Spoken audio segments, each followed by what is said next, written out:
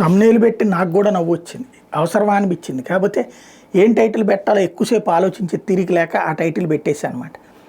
వాస్తవంగా తెలంగాణలో కాంగ్రెస్ పార్టీకి సంబంధించిన 10 మంది ఎమ్మెల్యేలు మన ఫామ్ హౌస్లో కూర్చున్నారు, ఆ తర్వాత హోటల్లో కూర్చున్నారు.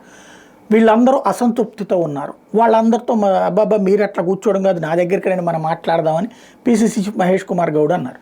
ఇంత సీన్ కట్ చేస్తే వీళ్ళు ఎవరి మీద ఈ అసంతృప్తి అంటే ఒక మంత్రి మీద అంట. ఒక మంత్రి 10 మంది ఎమ్మెల్యేలను సరిగ్గా పట్టించుకోవట్లేదు అని అంటే దట్ మీన్స్ సంథింగ్. ఇందులో 2 కోణాలు ఉంటుంది.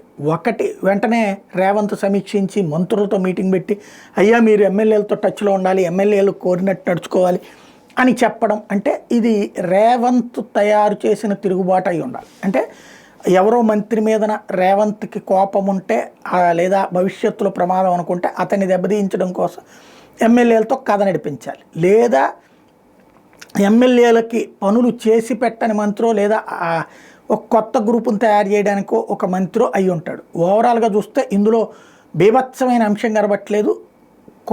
క్యాబినెట్లోనే సంథింగ్ గేమ్ నడుస్తోంది, కాంగ్రెస్ మార్క్ గేమ్ అనేది అర్థమవుతోంది.